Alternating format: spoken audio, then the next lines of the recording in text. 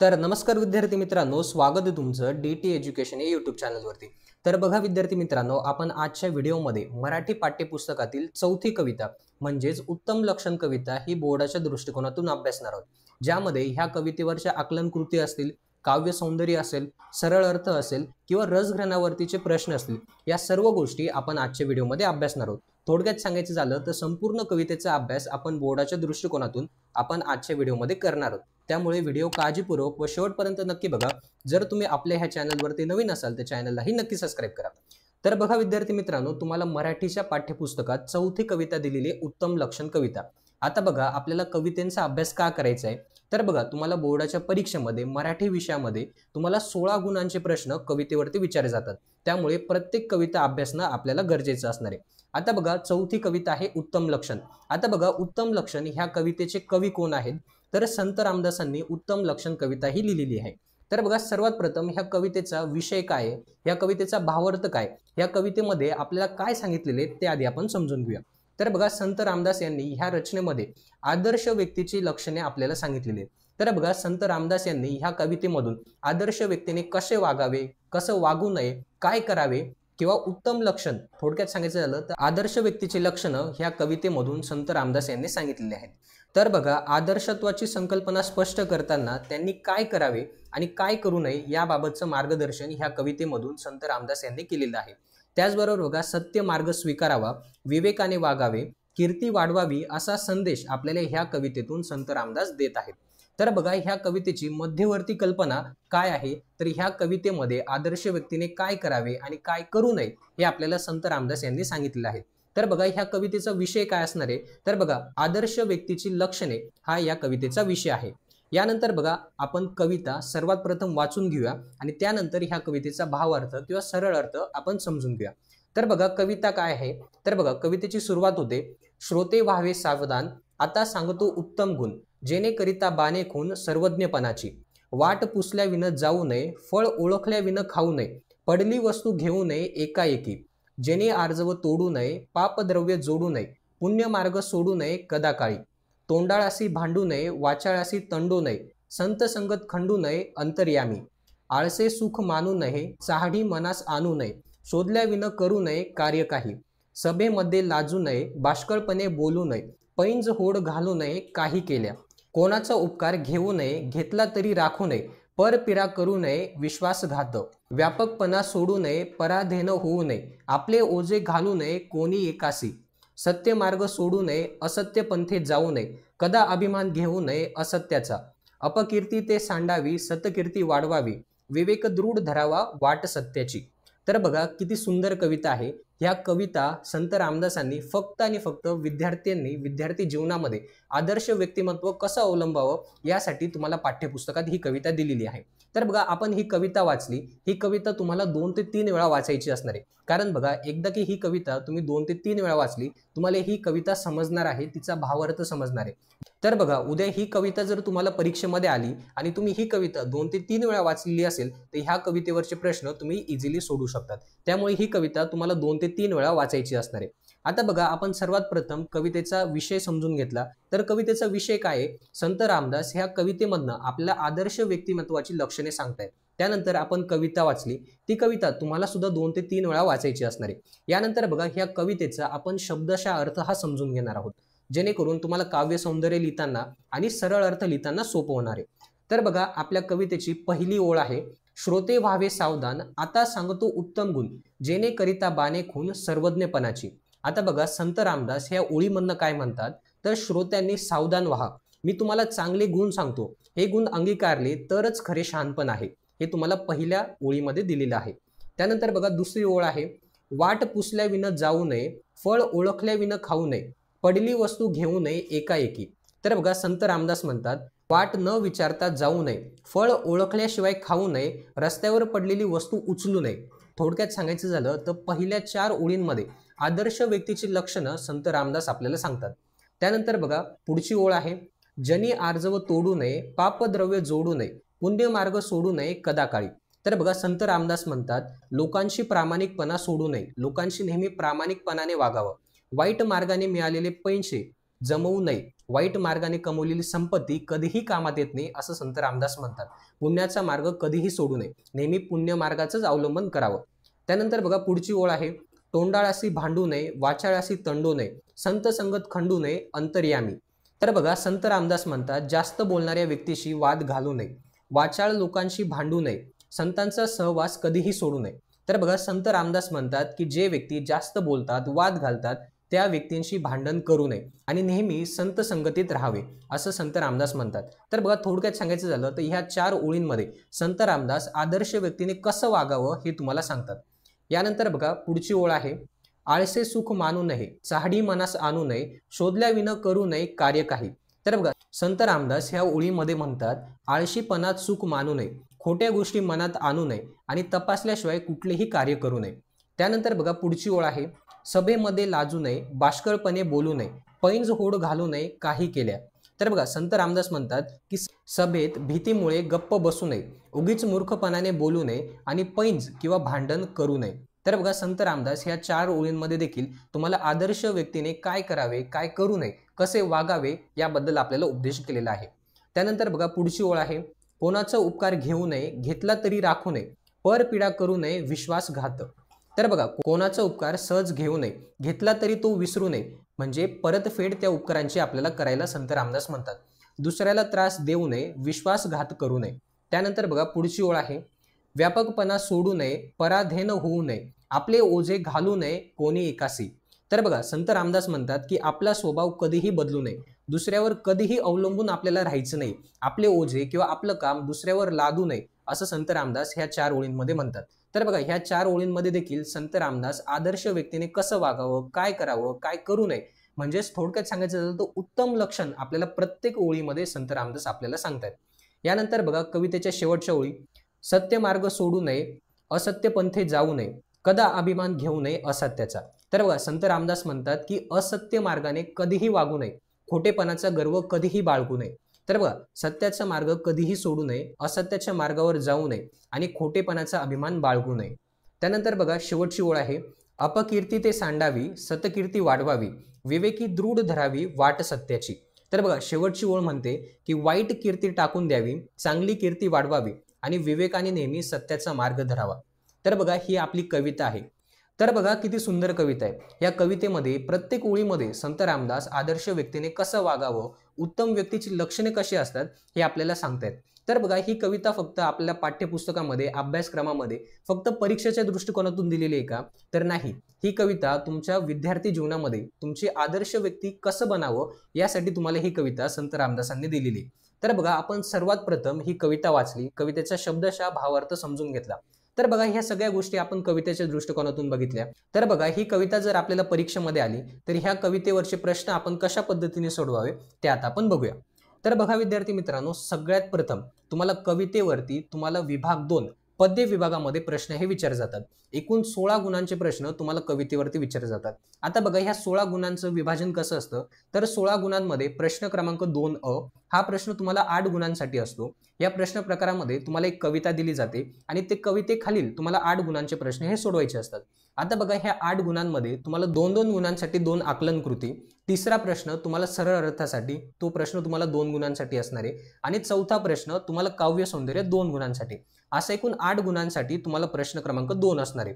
त्यानंतर बघा प्रश्न क्रमांक 2 मध्ये तुम्हाला आ क्रमांकाचा प्रश्न असतो. यामध्ये तुम्हाला कुठल्या तरी 2 कवितेचं नाव दिलं जाईल आणि त्या 2 कविता त्यावरती तुम्हाला कृती सोडवायची असते. त्या कृतीमध्ये कवितेचं नाव, कवितेची कवी, ती कविता आवडणं किंवा न आवडण्याचं कारण किंवा कवितेचा विषय तुम्हाला 4 गुणांसाठी विचारला जातो. त्यानंतर बघा प्रश्न क्रमांक 2 ई तुम्हाला विचारला जातो. यामध्ये तुम्हाला कवितेचं रसग्रहण हे करायचं असतं. तर बघा कवितेचं रसग्रहण म्हणजे काय, तर या ठिकाणी तुम्हाला 4 ओळी दिल्या जातील. कुठल्याही कवितेच्या 4 ओळी तुम्हाला परीक्षेत दिल्या जातील आणि त्या 4 ओळींचं रसग्रहण तुम्हाला करायचं असतं. असं एकूण 16 गुणांचे प्रश्न तुम्हाला कवितेवरती विचारले जातात. आता बघा आकलन कृती खूप सोप्या असतात. ह्या कवितेवरच्या आकलन कृती तुम्हाला पाठ्यपुस्तकामध्ये दिलेल्या आहेत. तर बघा आकलन कृती तुम्हाला पाठ्यपुस्तकाच्या बाहेरच्या विचारल्या जात नाही. त्यामुळे बघा आकलन कृतीमध्ये तुमचे जे 4 गुण असतात ते तुमचे फिक्स असतात. यानंतर बघा पुढचा प्रश्न असतो तुम्हाला सरळ अर्थासाठी, त्यानंतर प्रश्न असतो काव्य सौंदर्यासाठी. आता बघा सरळ अर्थासाठीचा प्रश्न कशा पद्धतीने सोडवायचा, तर बघा प्रश्न क्रमांक 2 पठित पद्य या प्रश्न प्रकारामध्ये तुम्हाला तिसरा उपप्रश्न हा सरळ अर्थ लिहिण्यासाठी विचारला जातो। आता बघा सरळ अर्थ म्हणजे काय, बघा जी कविता आपण अभ्यासली त्या कवितेचा शब्दशः अर्थ हा आपल्याला सरळ अर्थामध्ये लिहायचा असतो। आता बघा तुम्हाला प्रश्न कसा विचारला जातो, तर बघा श्रोते व्हावे सावधान, आता सांगतो उत्तम गुण, जेणेकरिता बाणे खून सर्वज्ञपणाची, प्रस्तुत ओळीतील सरळ अर्थ लिहा। तर बघा ह्या प्रश्न प्रकारामध्ये तुम्हाला कवितेतील कुठल्या तरी 2 ओळी दिल्या जातील आणि त्याचा सरळ अर्थ तुम्हाला लिहायचा असणार आहे। आता बघा बरेचसे विद्यार्थी काय करतात, सरळ अर्थ शब्दशः लिहितात, पण बघा उत्तराचा फॉर्मॅट कशा पद्धतीने असायला पाहिजे ते तुम्हाला सांगतो। आता बघा तुम्हाला उत्तर लिहिताना, तर बघा सरळ अर्थ लिहिताना, सरळ अर्थाच्या प्रश्नाचं उत्तर लिहिताना हा फॉर्मॅट तुम्हाला लक्षात ठेवायचा आहे। तर फॉर्मॅट कशा पद्धतीने असणार आहे, तुम्हाला उत्तराची सुरुवात कशा पद्धतीने करायची, तर बघा प्रस्तुत कवितेची ओळ ही उत्तम लक्षण ह्या कवितेची आहे, यातील सरळ अर्थ पुढील प्रमाणे, अशा पद्धतीने तुम्हाला उत्तराची सुरुवात करायची असणार आहे। त्यानंतर बघा जी ओळ दिलेली आहे त्या ओळीचा शब्दशः अर्थ तुम्हाला लिहायचा असणार आहे। तर बघा 1 ते 2 वेळा ही कविता वाचली आणि हा व्हिडिओ तुम्ही 1 ते 2 वेळा बघितला तर तुम्हाला प्रत्येक कवितेचा सरळ अर्थ तुमचा पाठ होणार आहे। ओके, तर बघा तर श्रोते व्हावे सावधान, तर बघा ऐकणाऱ्यांनो सावधान व्हा, आता सांगतो उत्तम गुण, मी तुम्हाला चांगले गुण सांगतो, जेणेकरिता बाणे खून सर्वज्ञपणाची, हे गुण जर अंगीकारले तरच खरे शानपण मिळते, असा ह्या कवितेचा किंवा ह्या कवितेतील ह्या 2 ओळींचा शब्दशः सरळ अर्थ होतो। तर बघा सरळ अर्थाचा प्रश्न खूप सोपा असतो आणि 2 गुण ह्या प्रश्न प्रकारामध्ये देखील तुमचे फिक्स असतात। यानंतर बघा पुढचा प्रश्न तुम्हाला काव्य सौंदर्यासाठी विचारला जातो।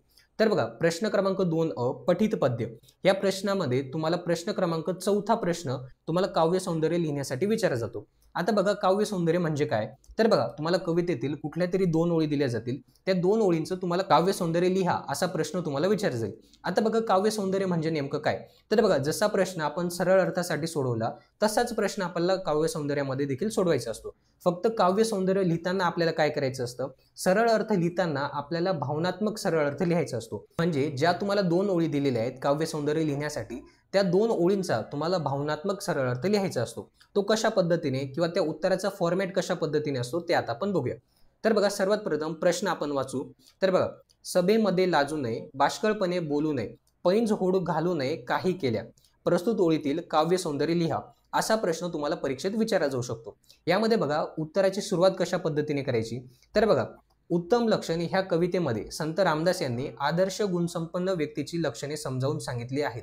वरील ओळीमध्ये संत रामदास म्हणतात की, यानंतर पुढे तुम्हाला उत्तराला सुरुवात करायची असणार आहे। तर बघा कुठल्याही ओळीचं काव्य सौंदर्य लिहिताना, तर बघा ह्या कवितेतील कुठल्याही ओळीचं काव्य सौंदर्य तुम्हाला विचारलं गेलं तर तुम्हाला सुरुवात करताना ह्या 3 ओळी ह्या फिक्स असणार आहेत। या 3 ओळी प्रत्येक काव्य सौंदर्यासाठी तुम्हाला लिहायच्या असणार आहेत। म्हणजे उत्तराची सुरुवात करताना पहिले ह्या 3 ओळी लिहायच्या आणि त्यानंतर पुढे सरळ अर्थ तुम्हाला लिहायचा असणार आहे, म्हणजेच काव्य सौंदर्य तुम्हाला लिहायचं असणार आहे। आता बघा सभेमध्ये लाजू नये, बाष्कळपणे बोलू नये, तर बघा याचा सरळ अर्थ म्हणजेच काव्य सौंदर्य कशा पद्धतीने लिहायचं, तर बघा काव्य सौंदर्य आपण सरळ अर्थासारखंच लिहित असतो, फक्त यामध्ये तुम्हाला भावनात्मक लेखन हे करायचं असतं। तर बघा कशा पद्धतीने लिहितात, तर बघा आपल्याला ओळ दिलेली आहे, सभेमध्ये लाजू नये, बाष्कळपणे बोलू नये, पैंज होड घालू नये, काही केल्या, तर याचा शब्दशः अर्थ काय होतो, तर बघा सभेमध्ये लाजू नये, बाष्कळपणाने बोलू नये, पैंज किंवा भांडण करू नये, काही केल्या, असा याचा शब्दशः अर्थ होतो। फक्त याला आपल्याला भावनात्मक लेखन कशा पद्धतीने करायचं, तर बघा सभेमध्ये वावरताना आपले मत मांडताना कधीही लाजू नये, स्पष्टपणे आपले म्हणणे मांडावे, परंतु त्याच वेळी बालिशपणे बोलून आपले हसे करून घेऊ नये, निरर्थक असे वक्तव्य करू नये, बाष्कळपणे बोलू नये, उत्तम पुरुषाचे एक मर्मग्राही लक्षण ह्या ओळीतून संत रामदास आपल्याला सांगतात। तर बघा याचा शब्दशः अर्थ लिहिताना आपण काय केलं, प्रत्येक ओळीमध्ये 2-3 वाक्य आपण ऍड केली। थोडक्यात सांगायचं झालं तर तुम्ही एकदा जर सरळ अर्थाचे प्रश्न सोडवले, म्हणजे कवितेचा भावार्थ समजून घेतला, तर तुम्ही सरळ अर्थ इझिली लिहू शकतात आणि काव्य सौंदर्यावरचा प्रश्न देखील तुम्ही लिहू शकतात। तर बघा 2-2 गुण तुम्हाला दोन्ही प्रश्न प्रकारांसाठी असतात आणि 2-2 गुण तुम्हाला आकलन कृतीसाठी असतात, म्हणजे 8 गुणांचे प्रश्न तुम्हाला कवितेवरती विचारले जातात। तर बघा सगळ्यात आधी आपण उत्तम लक्षण ही कविता वाचली, तिचा भावार्थ म्हणजे शब्दशः अर्थ आपण समजून घेतला, त्यानंतर सरळ अर्थाचा प्रश्न कशा पद्धतीने सोडवायचा, त्यानंतर काव्य सौंदर्याचा प्रश्न कशा पद्धतीने सोडवायचा ते आपण अभ्यासलं। यानंतर बघा पुढे तुम्हाला रसग्रहणावरती देखील प्रश्न हा विचारला जातो। तर बघा प्रश्न क्रमांक 2 मध्ये तुम्हाला ई क्रमांकाचा उपप्रश्न असतो। या प्रश्न प्रकारामध्ये तुम्हाला रसग्रहण करायचं असतं। तर बघा 4 गुणांसाठी तुम्हाला रसग्रहणावरती प्रश्न हा विचारला जातो। आता बघा 4 गुणांसाठी रसग्रहण कशा पद्धतीने करायचं असतं आणि ह्या कवितेवरती जर तुम्हाला रसग्रहणासाठी प्रश्न आला तर तो कशा पद्धतीने सोडवायचा ते आता आपण अभ्यासूया। तर बघा सर्वात प्रथम रसग्रहण कशा पद्धतीने करतात ते आता आपण समजून घेऊया. तर बघा रसग्रहण तुम्हाला 3 टप्प्यामध्ये करायचं असतं, ज्यामध्ये आशय सौंदर्य, काव्य सौंदर्य आणि भाषिक वैशिष्ट्य अशा 3 टप्प्यामध्ये तुम्हाला रसग्रहण हे करायचं असतं. तर बघा आशय सौंदर्य आणि भाषिक वैशिष्ट्य हे कवितेसाठी सारखंच असतं. म्हणजे बघा तुम्हाला आशय सौंदर्य तुम्हाला पूर्ण कवितेसाठी सारखंच असणार आहे. कवितेमधल्या कुठल्याही ओळी तुम्हाला रसग्रहणासाठी दिल्या तरी आशय सौंदर्य हे सारखंच असणार आहे. त्यानंतर बघा भाषिक वैशिष्ट्य हे तुम्हाला प्रत्येक कवितेसाठी सारखंच असणार आहे. तर बघा रसग्रहण करण्याची एक सोपी ट्रिक मी तुम्हाला आजच्या व्हिडिओमध्ये सांगणार आहे. तुम्हाला कुठल्याही कवितेचं रसग्रहण इझिली करू शकतात अशा पद्धतीने तुम्हाला ही रसग्रहणाची ट्रिक मी सांगणार आहे. तर बघा आशय सौंदर्यासाठी काही फिक्स लाईन्स असणार आहेत या कवितेसाठी, त्या तुम्हाला पाठ करून ठेवायचे आहेत जर ही कविता जर तुम्हाला रसग्रहणासाठी विचारली गेली तर. आणि भाषिक वैशिष्ट्यामध्ये पण तुम्हाला काही लाईन्स सांगणार आहे, ज्या लाईन्स तुम्हाला प्रत्येक कवितेमध्ये अप्लाय होणार आहेत. म्हणजे बघा भाषिक वैशिष्ट्यामध्ये काही लाईन्स आहेत, या लाईन्स तुम्हाला पाठच करून ठेवायचे आहेत. तुम्हाला प्रत्येक कवितेच्या रसग्रहणामध्ये ह्या लाईन्स तुम्ही भाषिक वैशिष्ट्यामध्ये लिहू शकतात. ओके. त्यानंतर बघा काव्य सौंदर्य आपण ऑलरेडी अभ्यासलं. काव्य सौंदर्य काय असतं? तर बघा काव्य सौंदर्यामध्ये काय करतात, आपल्या मध्यवर्ती कल्पना किंवा भावनात्मक लेखन म्हणजे भावनात्मक सरळ अर्थ आपण काव्य सौंदर्यामध्ये लिहित असतो. आणि तुम्हाला काव्य सौंदर्य अभ्यासताना त्यासाठी कवितेचा भावार्थ तुम्हाला बारकाईने अभ्यासायचा असतो, जो ऑलरेडी आपण अभ्यासलेला आहे. तर बघा थोडक्यात सांगायचं झालं तर रसग्रहण काय असतं, तर बघा प्रश्न क्रमांक 2 मध्ये तुम्हाला ई उपप्रश्न हा रसग्रहणासाठी दिलेला असतो. या प्रश्न प्रकारामध्ये तुम्हाला कवितेच्या कुठल्या तरी 4 ओळी दिल्या जातील आणि त्यावरती तुम्हाला रसग्रहणासाठी प्रश्न हा दिला जाईल. तर बघा रसग्रहण कशा पद्धतीने करायचं, तर सगळ्यात प्रथम आशय सौंदर्य लिहायचं, त्यानंतर काव्य सौंदर्य लिहायचं, त्यानंतर भाषिक वैशिष्ट्य लिहायचं. आता बघा आशय सौंदर्यामध्ये काय लिहितो आपण, तर बघा आशय सौंदर्यामध्ये कवितेचा विषय आपण लिहित असतो, कवितेची भावना, कवितेची मध्यवर्ती कल्पना आपण आशय सौंदर्यामध्ये लिहितो. त्यानंतर कवितेचं नाव आशय सौंदर्यामध्ये आलं पाहिजे, कविता कोणी लिहिली म्हणजे कवितेचे कवी कोण आहेत किंवा कवयित्री कोण आहेत ते आपल्याला आशय सौंदर्यामध्ये लिहायचं असतं. थोडक्यात सांगायचं झालं तर आशय सौंदर्यामध्ये कवितेचं नाव आलं पाहिजे, त्यानंतर कवितेचे कवी कोण आहेत ते आलं पाहिजे आणि कवितेचा विषय किंवा कवितेची मध्यवर्ती कल्पना आपल्याला आशय सौंदर्यामध्ये लिहिता आली पाहिजे. तरच तुम्हाला एक्झामिनर आशय सौंदर्याला मार्क्स देणार आहेत. त्यानंतर आपण लिहितो काव्य सौंदर्य. आता बघा काव्य सौंदर्य आपण सरळ अर्थासारखंच लिहित असतो, फक्त त्याला भावनात्मक लेखन तुम्हाला करायचं असणार आहे.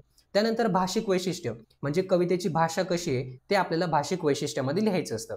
आता बघा आशय सौंदर्यासाठी ह्या कवितेतील कुठल्या ओळी तुम्हाला लक्षात ठेवायच्या आहे, तर बघा रसग्रहणामध्ये तुम्हाला ह्या कवितेच्या कुठल्याही ओळी तुम्हाला विचारल्या गेल्या तर आशय सौंदर्य हे तुमचं फिक्स असणार आहे. त्यानंतर भाषिक वैशिष्ट्य तुमचं फिक्स असणार आहे, फक्त तुम्हाला काव्य सौंदर्य हे तुमचं चेंज करायचं असणार आहे. तर बघा आशय सौंदर्यामध्ये तुम्हाला ह्या 4 लाईन्स आहेत, या 4 लाईन्स तुम्हाला पाठ करून ठेवायच्या आहेत. तर बघा लाईन्स काय आहेत, तर बघा संत रामदास यांनी या रचनेमध्ये आदर्श व्यक्तीची रक्षणे सांगितली आहेत. आदर्शत्वाची संकल्पना स्पष्ट करताना त्यांनी काय करावे आणि काय करू नये याबाबतचे मार्गदर्शन केले आहे. सत्याचा मार्ग स्वीकारावा, विवेकाने वागावे, कीर्ती वाढवावी असा संदेश ह्या रचनेतून संत रामदासांनी दिलेला आहे. तर बघा आशय सौंदर्यामध्ये ह्या 4 लाईन्स तुम्हाला पाठ करायचे असणार आहेत किंवा तुम्ही लक्षात ठेवू शकतात. त्यानंतर बघा भाषिक वैशिष्ट्य. भाषिक वैशिष्ट्यामध्ये बघा तर बघा ह्या ज्या 4 लाईन्स आहेत भाषिक वैशिष्ट्यामध्ये ह्या तुम्हाला ह्याच कवितेसाठी नाही प्रत्येक कवितेसाठी सारख्याच असणार आहेत. तर बघा ह्या लाईन्स मी अशा पद्धतीने तुमच्यासाठी दिलेल्या आहेत की ह्या लाईन्स प्रत्येक कवितेच्या रसग्रहणामध्ये तुम्ही लिहू शकतात. ओके. सो ह्या लाईन्स तुम्हाला पाठच करून ठेवायच्या आहेत. तुम्हाला कुठल्याही कवितेचं रसग्रहण आलं भाषिक वैशिष्ट्यासाठी या 4 लाईन्स तुमच्या फिक्स असणार आहेत. ओके. तर बघा कवितेची भाषा साधी, सोपी आणि प्रभावी असून ती वाचकांच्या मनाला भिडते. त्यानंतर शब्दरचना लयबद्ध असून भावार्थ प्रभावीपणे पोहोचतो. कवीची भाषाशैली प्रभावी आणि चित्रदर्शी असल्याने वाचकांसमोर जिवंत चित्र उभे राहते. कविता वाचताना आनंदासोबत भावनिक अनुभवही येतो.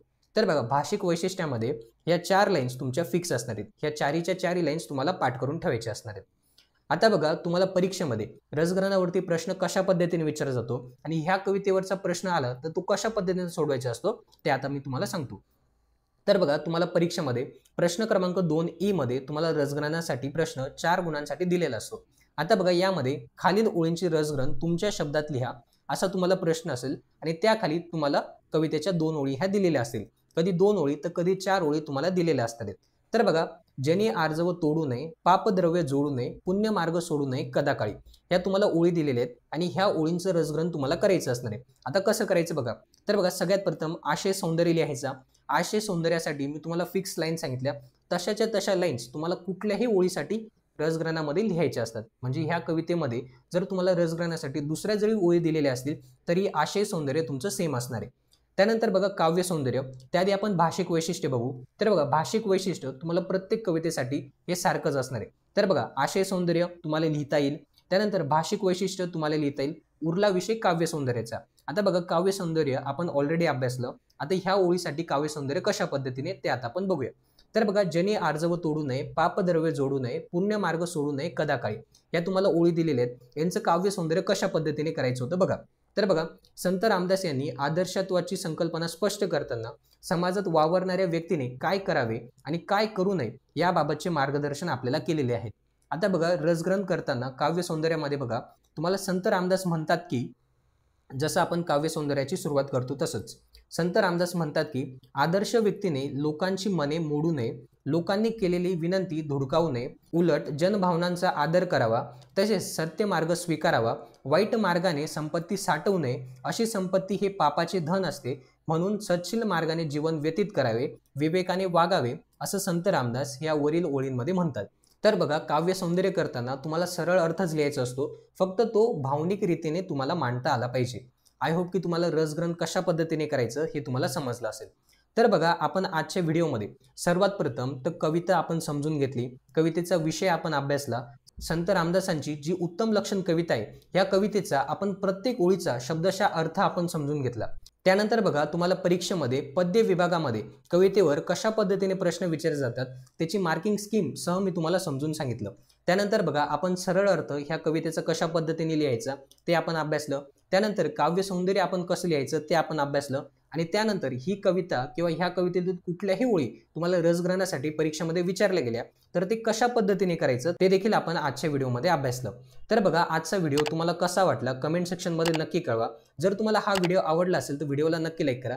जर तुम्ही आपल्या ह्या चॅनलवरती नवीन असाल तर चॅनललाही नक्की सबस्क्राईब करा.